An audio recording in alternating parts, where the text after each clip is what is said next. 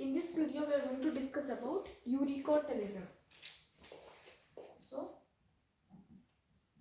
uricotelism.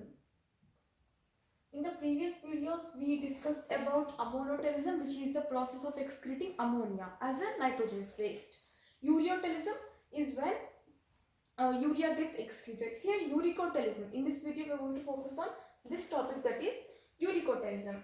So, uricotelism is when the nitrogenous waste is uric acid. So, here we can note down one important point, that is nitrogenous waste is uric acid.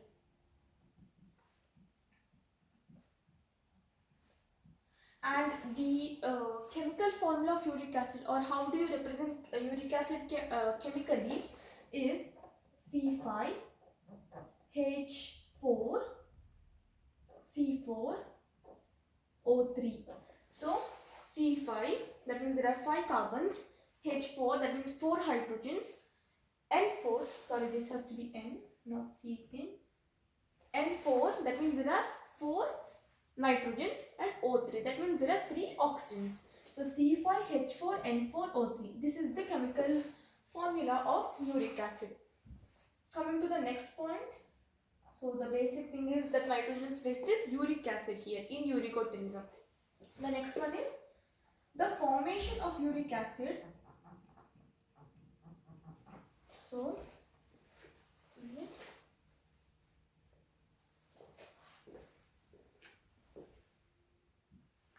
the formation of uric acid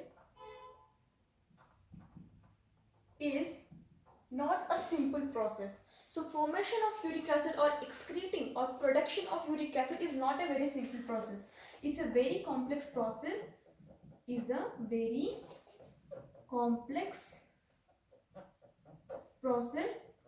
And it requires, or this process of formation of uric acid requires lot of energy and ATP. So it requires a lot of energy in the form of ATP molecules. ATP is the energy currency of the cell. It gives us energy. So formation of uric acid is not a very simple process. It's not so simple. It's very complex process, and it requires a lot of energy in the form of ATP molecules. Now this formation of uric acid takes place in liver, like urea. Uric acid production also takes place in liver, and some of the uric acid production also takes place in kidneys, and some in kidneys.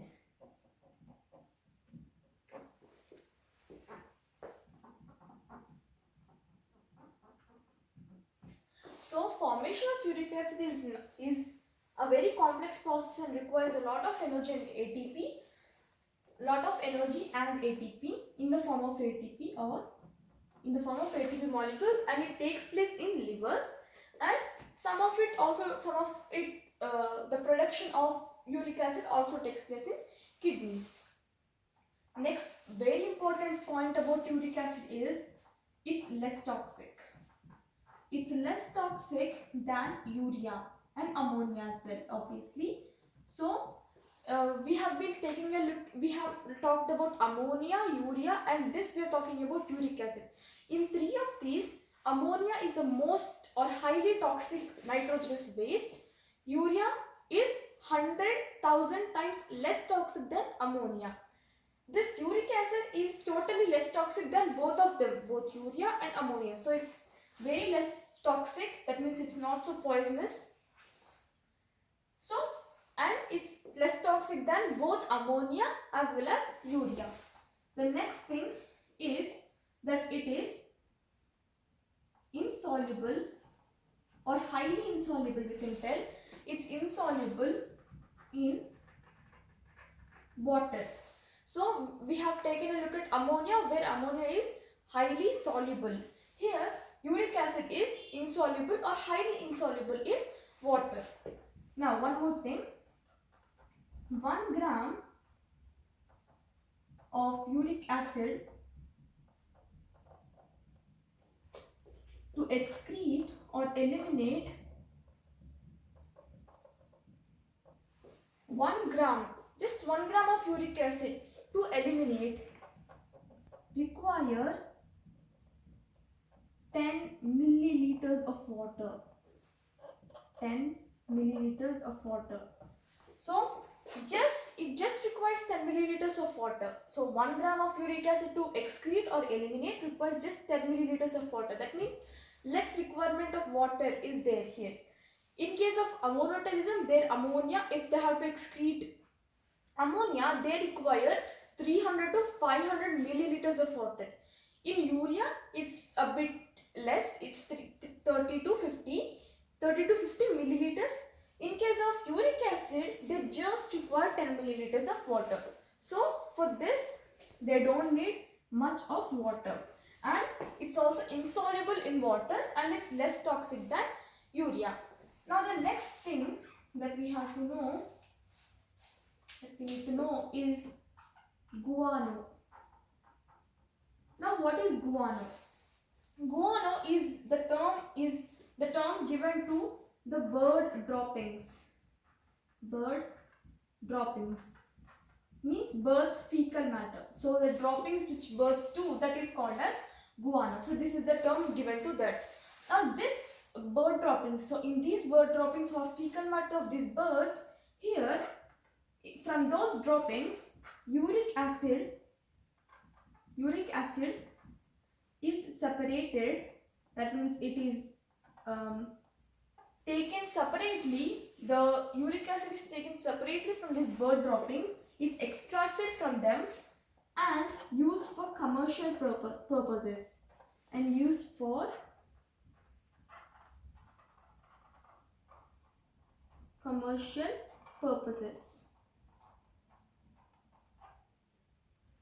So uric acid is separated and used for commercial purposes. From those bird droppings that the birds do, that is called guano. From these guano, uric acid particles or molecules are separated and they are used for commercial purposes. This is one more important thing that we need to know. So again, in uricotelism, the nitrogenous waste is uric acid, that is the chemical formula is C5H4N4O3. And the formation of uric acid is not a simple process. It's not so simple. It's a very complex process, and it requires a lot of energy and ATP molecules, in the form of ATP molecules, and it takes place in liver, and some of it also takes place in kidneys. Next, it is less toxic than urea. It's also less toxic than ammonia as well. But because we are coming in order, so first we have ammonia, urea, and then uric acid. So ammonia is a highly toxic form. Urea is 100,000 times less toxic than ammonia.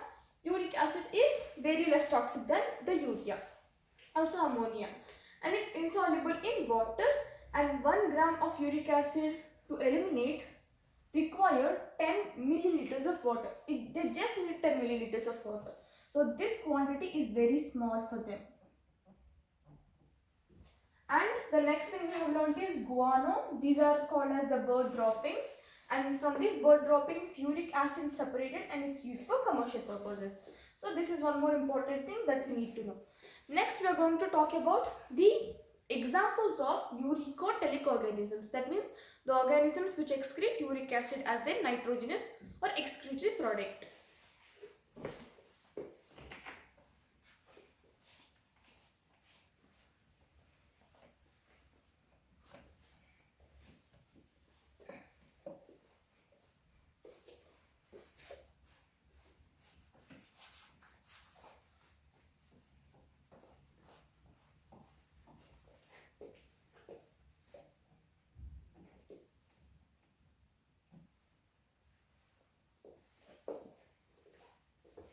So coming to the examples of uricotelic organisms.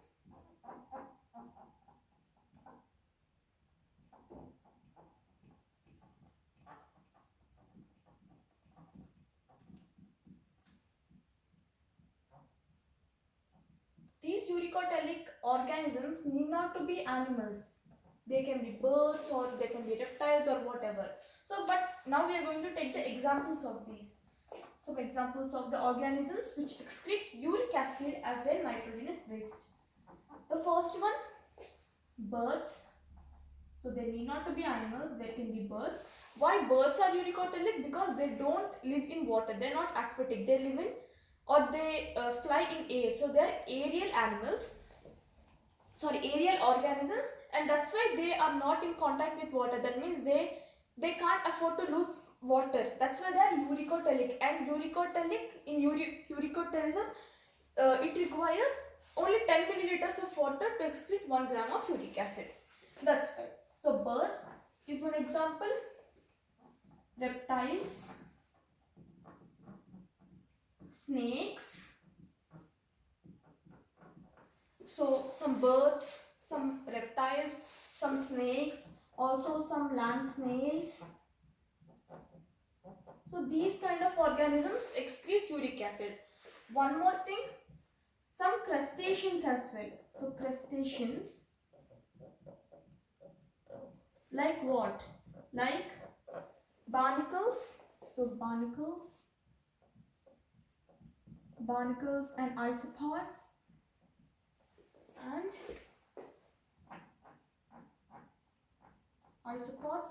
So some of these organisms like birds, reptiles, snakes, land snails, crustaceans, some crustaceans like barnacles, isopods, also insects. Very good example of insects is cockroach. So insects like cockroach,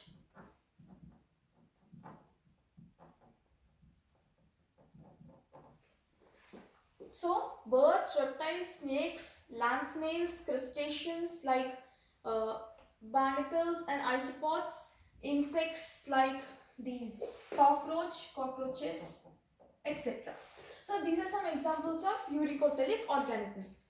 One more important thing about uricotelism process in humans. In humans or in mammals, specifically we're talking about humans, the production of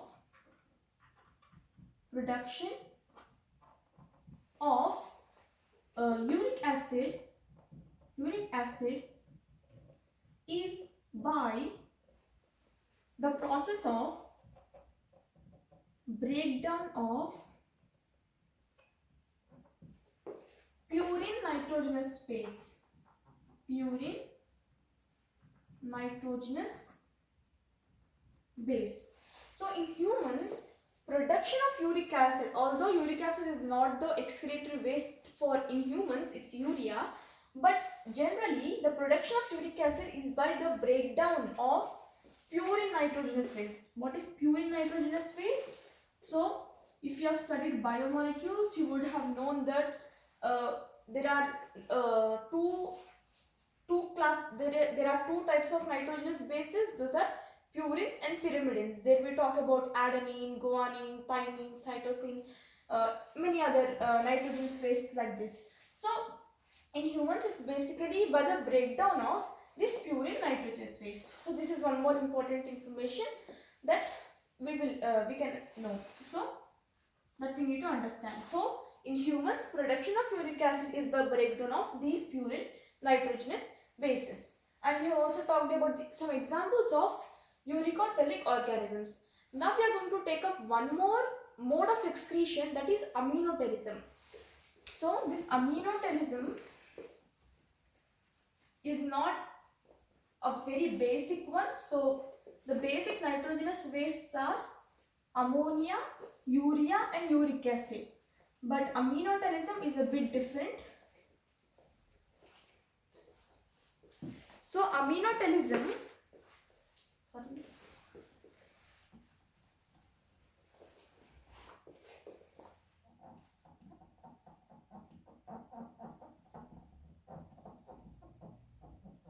aminotelism, as the name suggests again, this is when there is excretion of amino acids as a nitrogenous waste. So nitrogenous waste. It's not a basic nitrogenous waste, but this is also one more type of mode of excretion.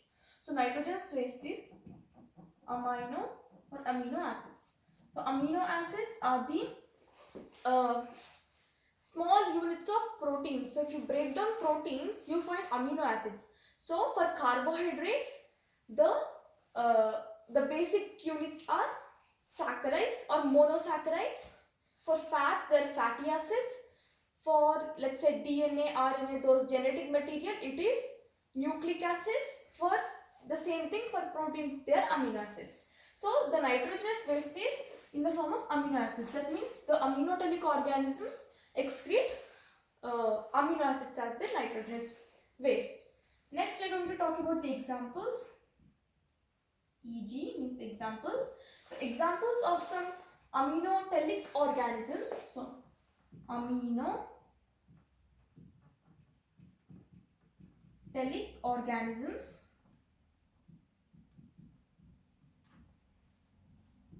are, so some examples are mollusks and echinoderms,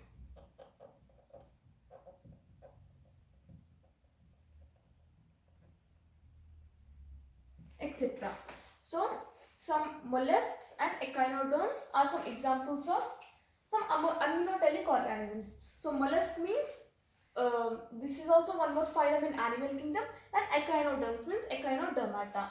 So you can just look up for some examples of mollusks and echinoderms, then you will know that these are also examples of aminotelic organisms. Next, apart from all these nitrogenous wastes, let's talk about some more other nitrogenous wastes that can be excreted by different organisms are, the first one, allantoin. So allantoin. So allantoin is one. Guanine. So guanine excreting organisms are called guanotelic organisms. Also creatine, hippuric acid, creatinine. So here we have creatine. Creatinine is also one more, etc. So these are some more nitrogenous wastes that can be excreted, but ammonia, urea, uric acid as the three basic important nitrogenous wastes. Ammonia excreting organisms are called ammonotelic. Urea excreting organisms are called ureotelic. Uric acid excreting organisms are called uricotelic. And apart from this, there can be amino acids which can be excreted. Those are called aminotelic. Allantoin can be excreted. Guanine, creatine, hippuric acid, and creatinine. So these are some other nitrogenous wastes that can be excreted by various and different organisms. So we have finally talked about the three modes of excretions. Those are ammonotelism, ureotelism, and uricotelism. So ammonotelism is where ammonia is getting excreted, and ammonotelism, it requires a lot of water to excrete. That's why ammonotelism is found in some bony fishes. That means examples of ammonotelic organisms are bony fishes. Ureotelism, there a bit less water is required compared to ammonia, like humans are ureotelic. Also many mammals are ureotelic. Also some like earthworms, so they show dual excretion. That means earthworms, they excrete ammonia when they are in plenty of water. When they are around plenty of water, they excrete urea when there is less water. The same thing like for xenopus, which is African toad, etc. Lungfish, xenopus, African toad, crocodiles, etc. These all show dual excretion. And uricotelic, that's what you have seen in this video. Uricotelism, there uric acid is getting excreted. Examples are, we have also seen some insects, birds, reptiles, many other more like snakes, and some crustaceans like barnacles and isopods. So in this video we have taken a look at Uricotalism and aminotelism. This is also one more important one, excretion of amino acids. And also we have taken a look at monotelic organisms and also some other nitrogenous wastes which can be excreted by various organisms.